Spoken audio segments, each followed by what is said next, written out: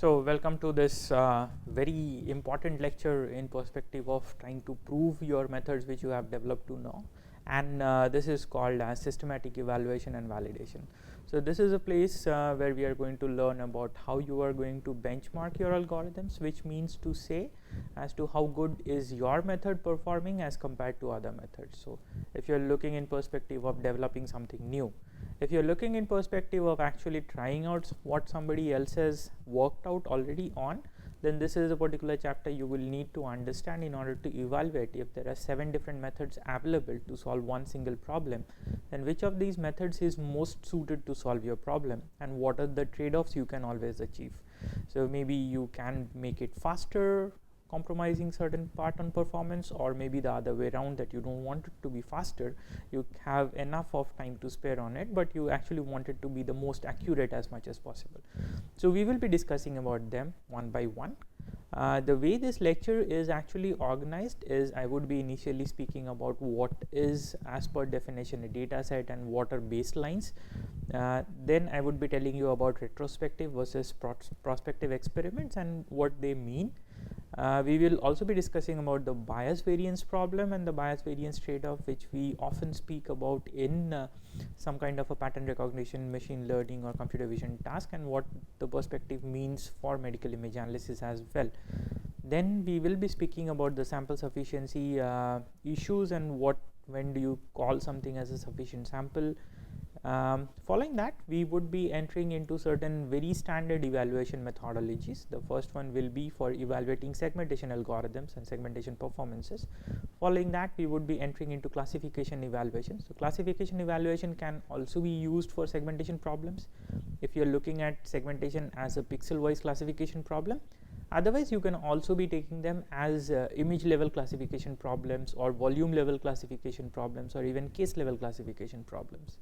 From there, we enter into a very standard way of evaluating your performances of algorithms in any kind of a learning based task, and that's called as receiver operating characteristics. So once we have all of this ready, that you know about what data sets are, what your baselines are, where your methods are standing with respect to others in terms of a very standardized experiment, the major thing which comes down now is you need to cross validate, and we will be learning about how to do a folded cross validation, which basically means that can you keep a part of your data as blinded and not use it during training and see how the performance comes, and now can you actually do it repetitively or iteratively over a cycle of procedures so that you know what is the best case performance, worst case performance and average performance of your algorithm when it's actually put into a field level deployment. So let's get started. The first one is about data sets and baselines. Now, as I put this one is it can very categorically be said as a playground and all the prior record holders. Now imagine any of your algorithm development task is actually a one single player game. It's no more a team player game. Even if it's a team player game, then we would rather call this as a World Cup of some sort of a team playing games over there. Otherwise, still consider this to be an Olympics of single events. Now over there, your playground is basically where you are going to play the game you are going to do. So obviously you are not going to do some sort of a pole vault in a swimming pool. That's quite out of way. So you need to understand as to what's your playground, and that's called the data set where we are going to work on. On the similar way, if you are actually somebody who is competing to be the best swimmer, you are not going to look into timing performances across pole vaulters or across javelin throwers. So that's the point where you need to understand as to what baselines are which you are going to use. Now let's get into the first part of it, which is your playground or the data set. Now if you look into the data set part over there, then we have very standard paradigms of evaluation. So if you look into the dataset part over here, we have very standard paradigms of evaluation. The first and foremost thing to be guaranteed for medical experiments is that the data needs to be anonymized. You cannot compromise on leaking out the patient information at any point of time. The information is obviously the name or some entity by which the particular subject whose data you are using can be identified. For all practical purposes of research and for all ethical concerns, we cannot divulge out the patient information in any way. And for that particular reason, you would see that most of the data sets which are publicly available, they will never divulge out this information. The patient field is always kept as blank. The only thing you might ever get is basically the age of the patient, which is actually a clinical identifier, the gender of the patient, which is again a clinical identifier, and sometimes you would be getting down extra information like the race of the patient, the kind of economic background they come from, the education background of the patient, the kind of jobs they are doing. So these are extra metadata which play a lot of significant part in terms of developing some sort of a medical diagnostic system. The next one is that you need to choose the same set of modalities or the same modality. So if I am trying to do an experiment in which I want to segment out, say, the left ventricle of the heart. Now I cannot say that I will be segmenting left ventricle of the heart and trying to prove its performance using 5 images of ultrasound, 7 images from MR in T1, 3 images from MR in T2, and say 8 images from a CT angiography system. Now this is way wrong. You need to be either focusing on one of the modalities, or say if you are doing a multimodal, then for all of your patients, if we say you have about 35 patients over there, on which so for our purposes we will call them as subjects, because we don't know whether they are actually patients or not. They might be healthy individuals as well. So if you have 35 subjects as well, you should be having all of the modalities for all of them, the same set of modalities, or maybe the only modality on all of them. This is how you need to prove, and you need to be very cautious about that. You cannot compare apples and oranges. So you cannot compare performances of segmentation on ultrasound with performance of segmentation on CT images. The next one is that you need to have a cohort from where you are going to collect all the data, and this cohort means that you need to have similar set of diseases. So if you are trying to quantify certain cardiovascular diseases, then you will need to necessarily know that all of these subjects, they come with a prior history of cardiovascular problems, or they are perfectly normal as far as cardiovascular problems are concerned. But then if you want to look at segmentation for certain disease indicators, or you are segmenting a particular lesion of the brain, and all the subjects which you are getting down over here on your MR scan of the brain on which you want to segment a lesion never had any sort of a brain problem, or they never had a problem in terms where a lesion would form in the brain, then your cohort is actually flawed. You cannot use that data for doing over there. The next one is that they need to come down from a similar genetic makeup.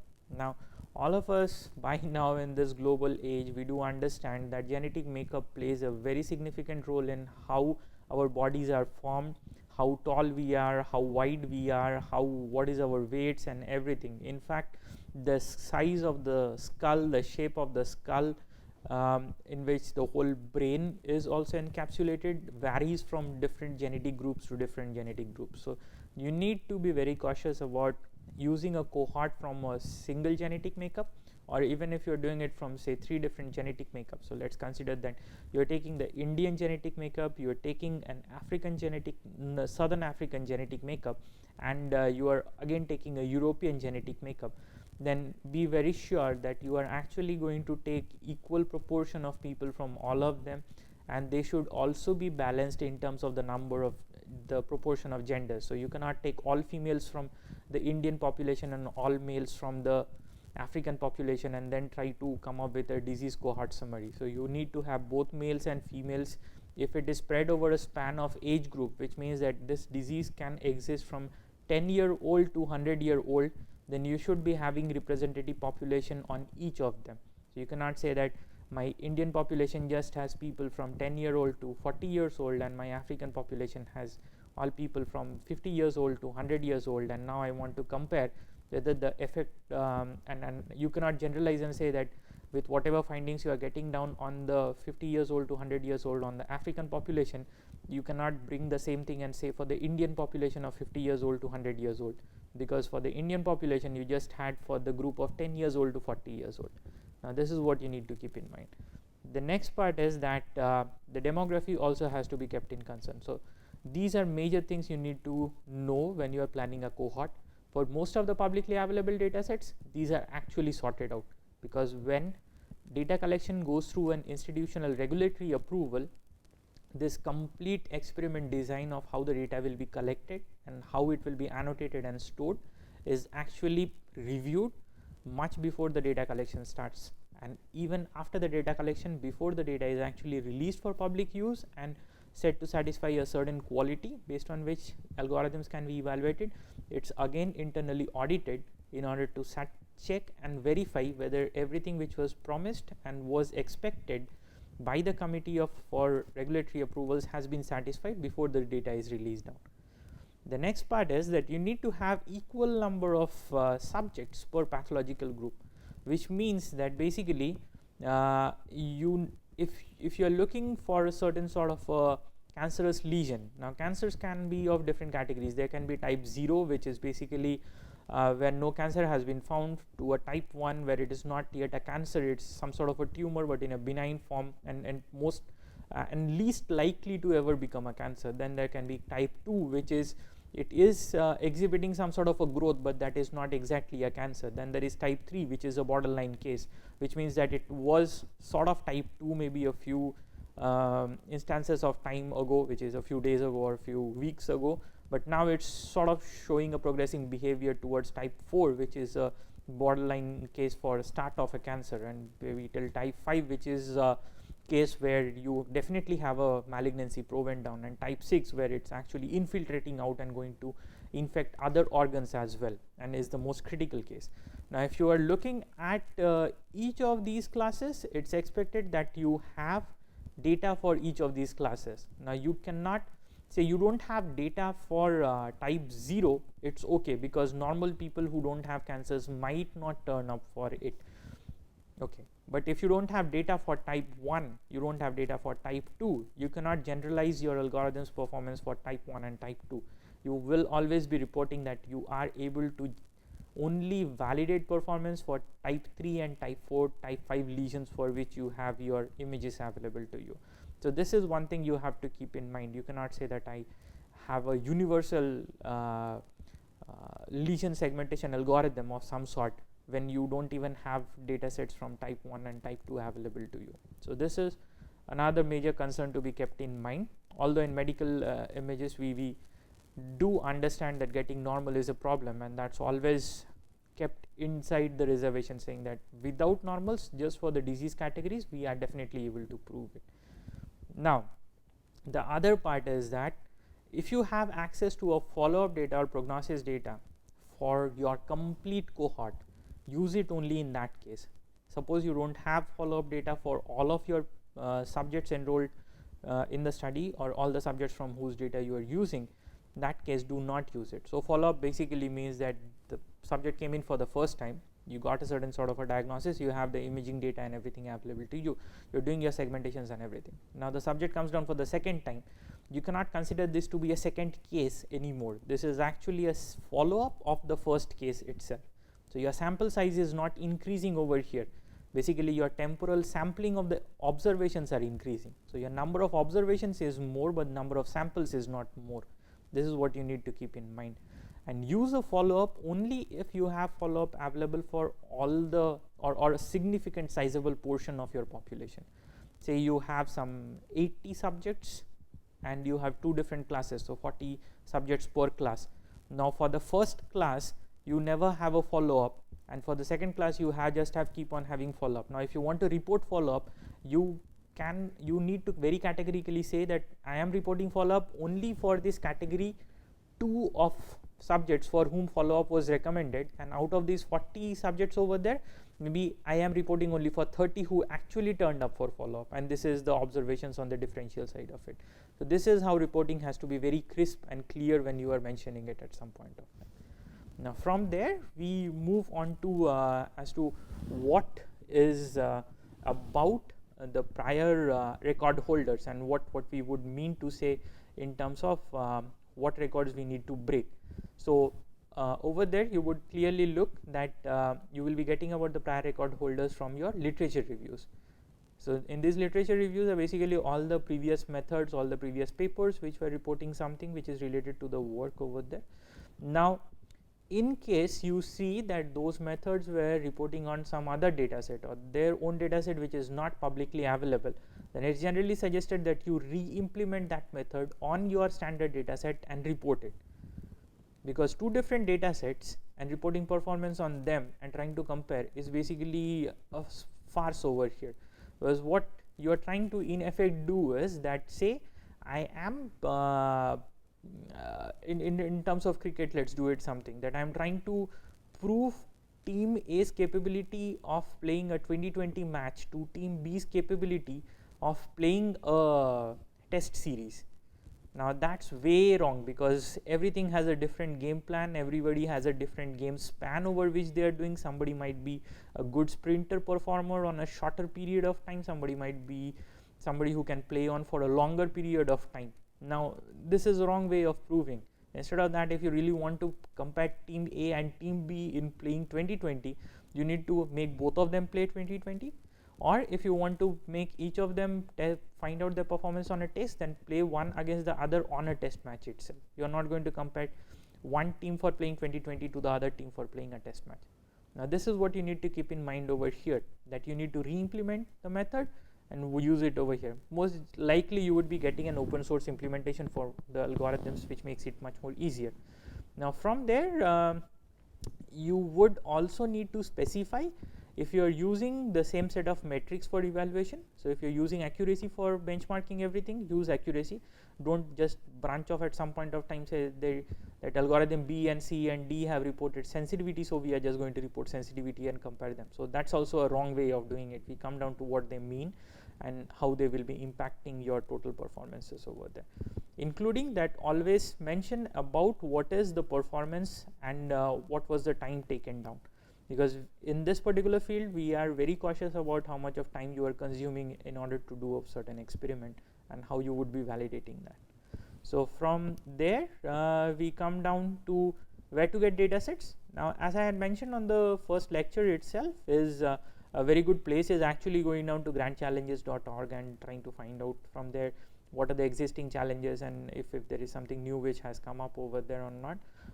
Beyond that, you also have a lot of public data sets which we would be listing down on the course web as well, so that you can get access, you can have a ready-made lookup access to them as well.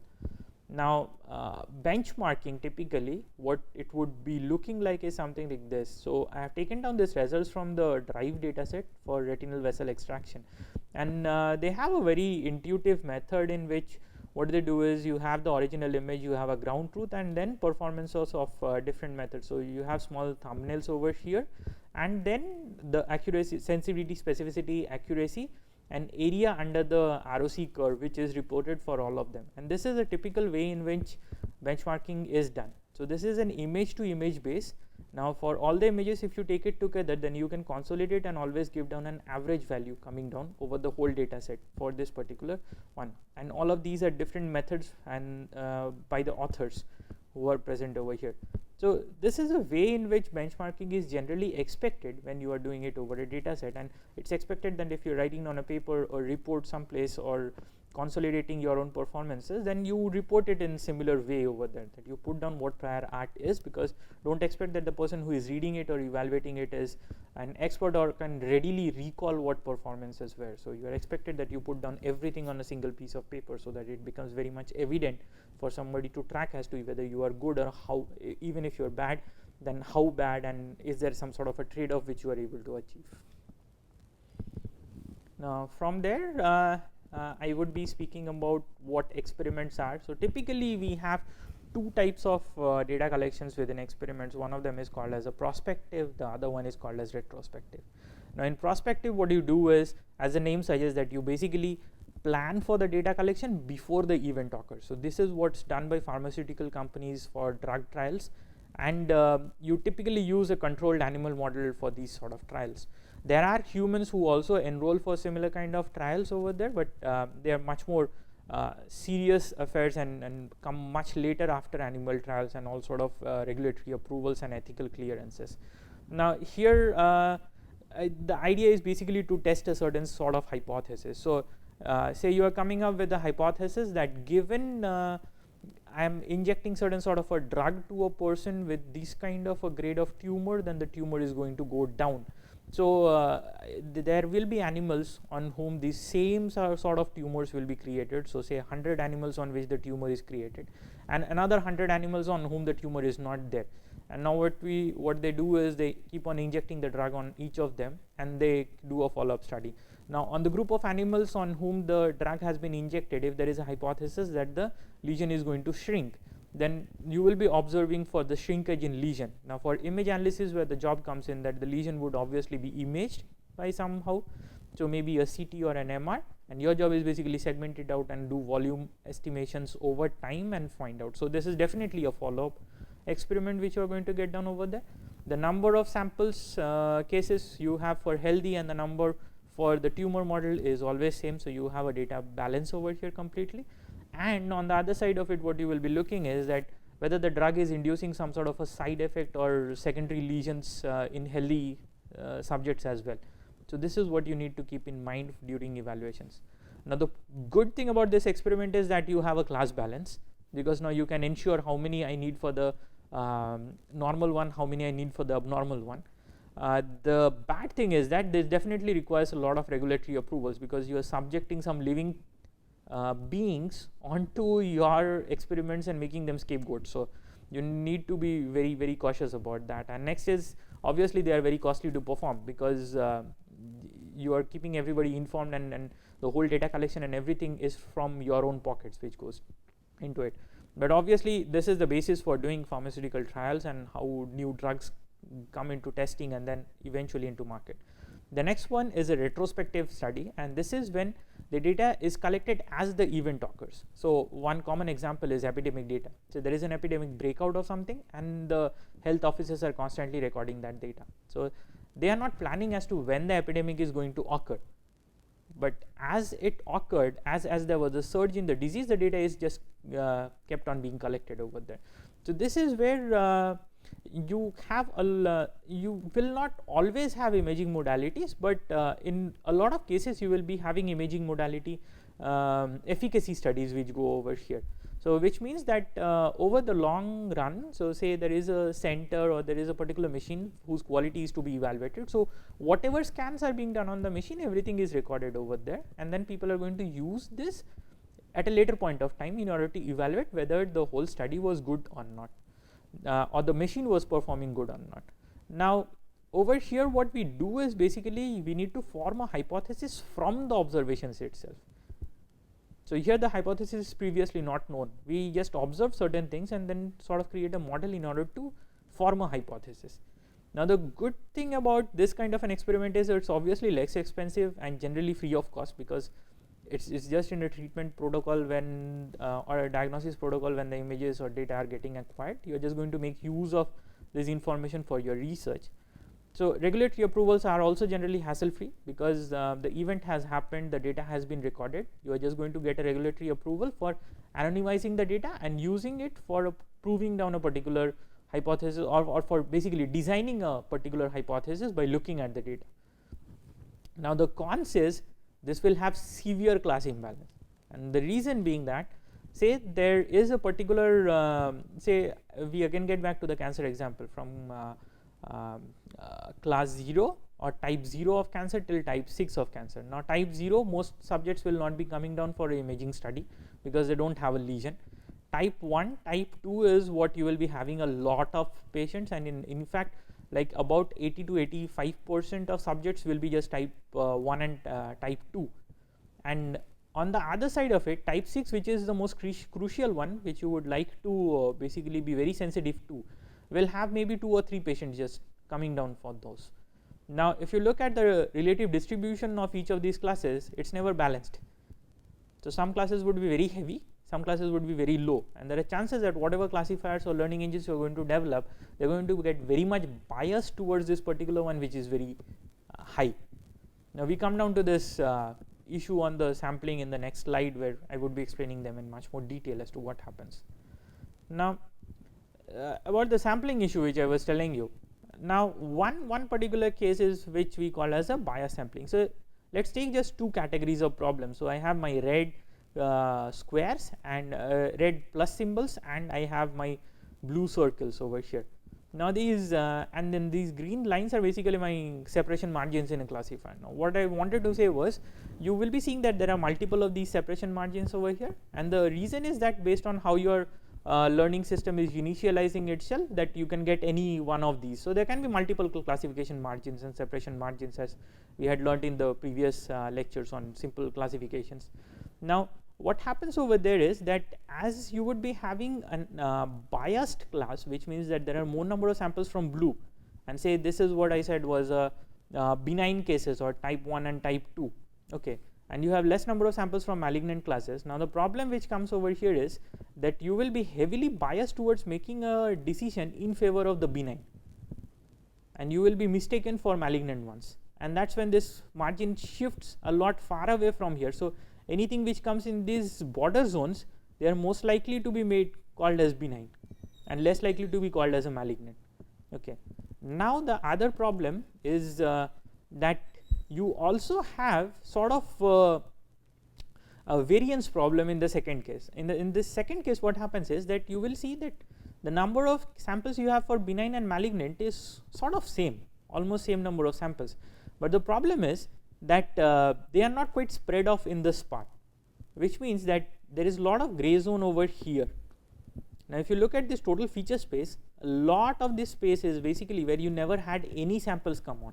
Now if there are samples coming on from here, you are just basically left at like the mercy of whatever classifier line came down over there, and there is no high surety that you are doing it with a very confident decision. Now this is a problem which happens with the unbiased but a data set which has a low variance, whereas the best one is actually an unbiased and a high variance data set, which means that your data set is quite spread across the whole of feature space, such that you are getting a classification margin which is a unique classification margin, and the chances that it makes error is actually much lower. Now how do you ensure this is a major question. I mean, until possibly you have the classification margin, you can never ensure it, but at the point of data collection, if you can ensure that you have samples from at least one sample from every single manifestation coming down, and you have some sort of a balancing between the number of positive samples and negative samples, you should be able to get down a way in which you can always have a unbiased estimator with a very high variance on your sample sets being created. So this is an issue which you will have to really take care of by yourself. But the problem is that it's not so easy. I mean, it's much easier said than to be done, because sample sufficiency for medical images is actually a myth. It's a serious myth. Now you will have more cases and samples for normal or healthy, or say all the benign cases, and for abnormal diseases, the rarer a disease is, the lesser is the number of samples you will get. And the problem is that you will always need this performance margin to be highest for this rare disease. Now the solution is actually in order to do something called as a data augmentation. Now this is a standard technique used for a long period of time in computer vision practices, and the idea was much more simpler in computer vision, because you have a lot of natural languages, natural scenes which you are using over there, and from these natural scenes you can actually augment it out, synthetically augment out something. But then for medical imaging, you need to be very cautious as to how you are augmenting. Now first and foremost, how you need to do is that you need to replicate samples for the weaker class, okay. So replicating samples are not going to just solve your problem, because what you would be doing is, on the bias variance space, if you look at it, you will still be having a much lower variance. You are not going to increase the variance, you are just compensating for the bias by replicating samples. Now in order to compensate for the variance as well, what you can do is you can introduce some sort of rotation and affine transformations, which is you can do a bit of skewing, scaling, or you can rotate the lesions or image appearances a bit within certain sort of a tolerance limit. So obviously a CT scan of an upright person and a top down person is very different, so you cannot do that much of a 180-degree rotation, but maybe within a 5 degrees or 10 degrees of tolerable limit you can do some amount of rotations over there. But definitely restrict the use of warping or applying intensity transformations, because these are very much disease specific and lesion specific.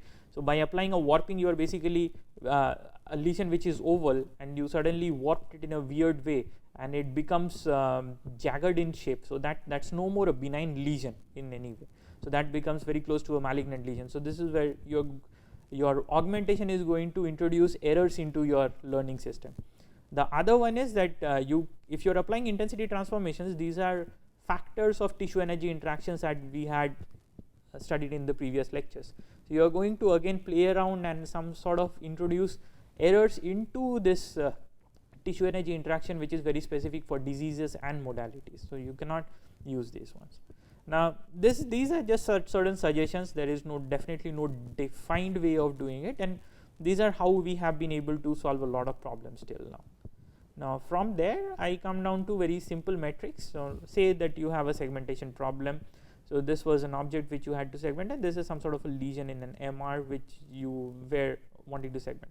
Now there is obviously a ground truth which is available. We call this as G, and X is the coordinate location. So the value of Gx is wherever the object is present is 1, and everywhere else it's 0. And this set of all pixels which belong to this object over here is also called as A.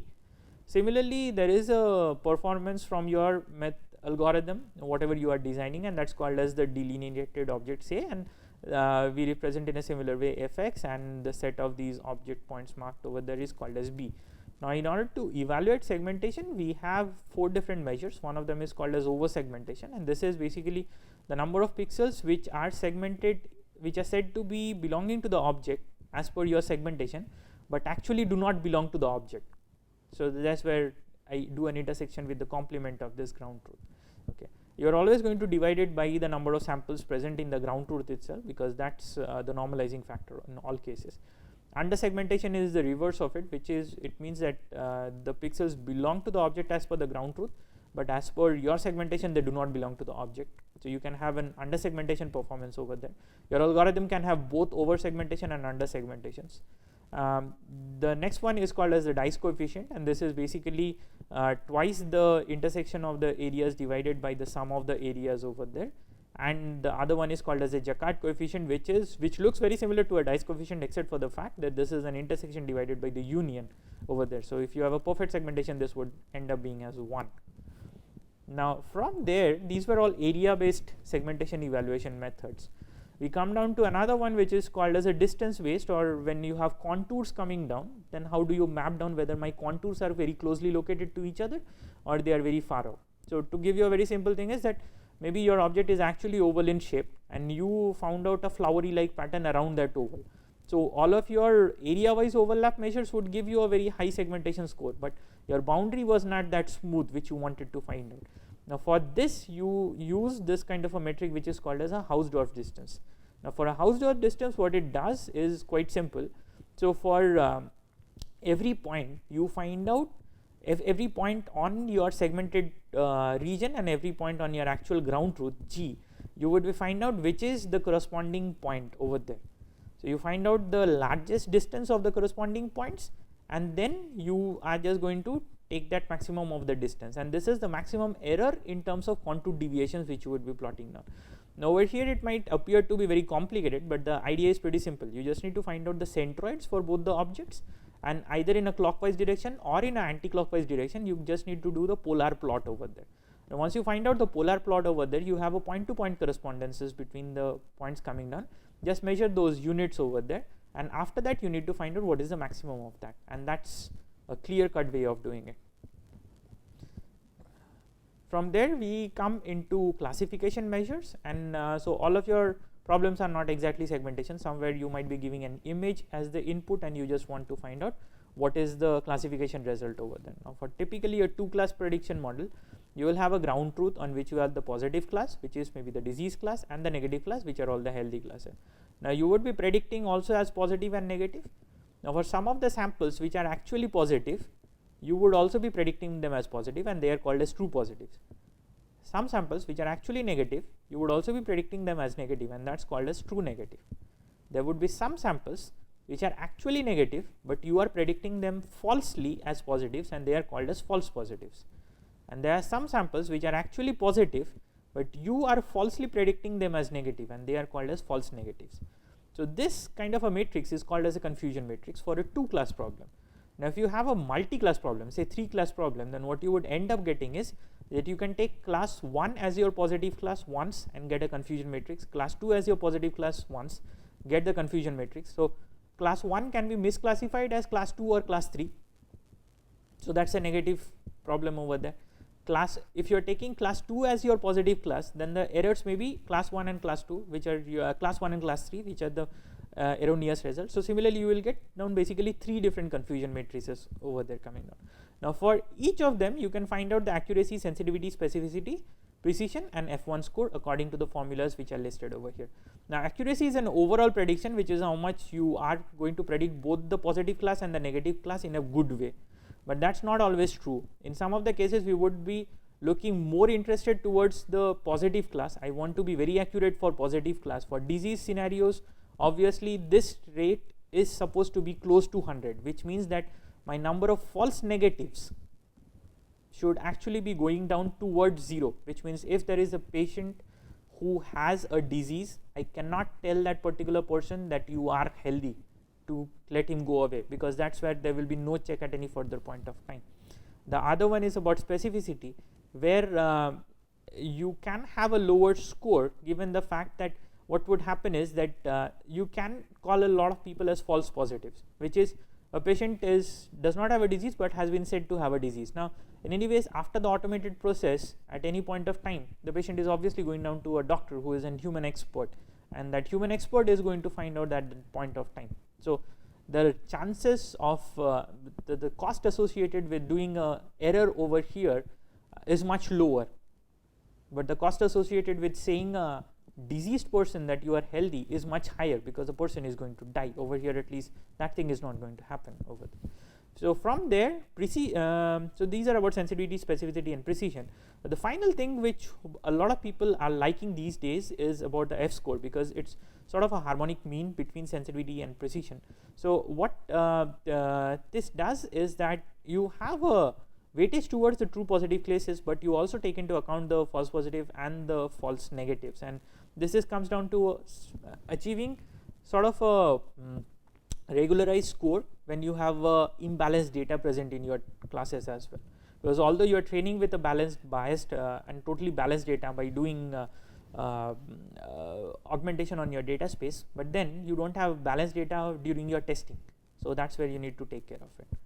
So from there we come down to this final thing, which is called as receiver operating characteristic. Now what it does is that you would look at the two axes, one is a sensitivity, another is a specificity axis, and what typically we wanted to do in this particular curve was that the idea was that, say you have a probability coming down and you can take a decision by thresholding the probability at a point of time. Now as you select this threshold, say from 0.1 till 0.9, you would be getting down different performances coming. Now you need to choose like which is my ideal performance coming down over there.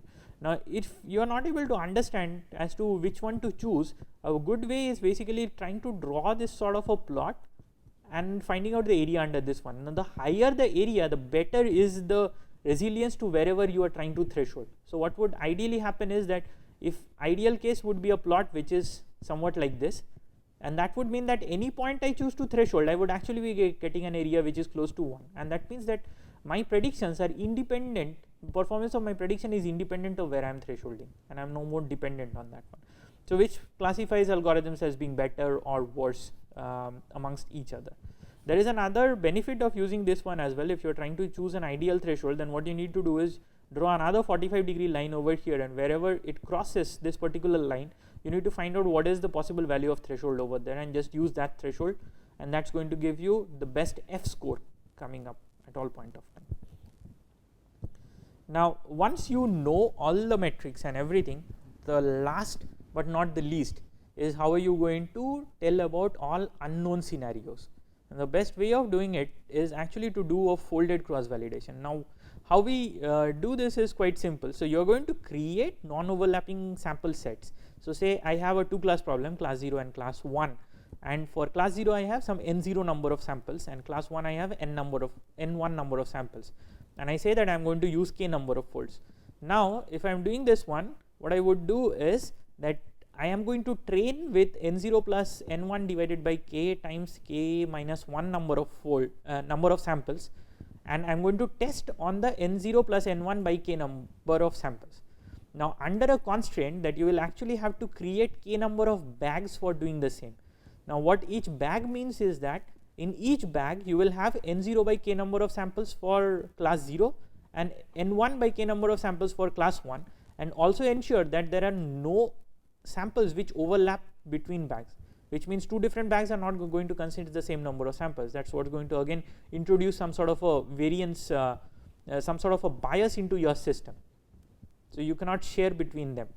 Now what this is going to ensure is that at any point of time, at any fold, there will be a group of samples which have not been used for training the system at any point of time, and you are going to test on them. So this is going to ensure that after doing sort of a round robin method of testing, so you start with fold 1 where you use set 1 in order to test and all the sets from 2 to k for training it. Then in fold 2 you are going to use set 2 for testing, and for training you are going to use set 1 and set number 3 to k for training it. So you are sort of doing a round robin over here, and if you take a complete loop over there, you would after some point of time find out that you have a sort of circle in which you are able to find out what is the total variance which your system might be having. So there would obviously be certain sets over there which will be biased towards a particular class and the other one towards another different class. So you will be seeing a trade-off between the accuracies which you can achieve. Now the best algorithm is that one which has the minimum amount of variance across all the folds and can give you the best performance. So this is what you're going to look at, the total performance in the wild for your method. From there the lecture ends, and I basically come down to a take home message which I have. So you can read for more details into this two texts from where most of the materials for making these slides were taken down, and with that I come to an end, and thank you.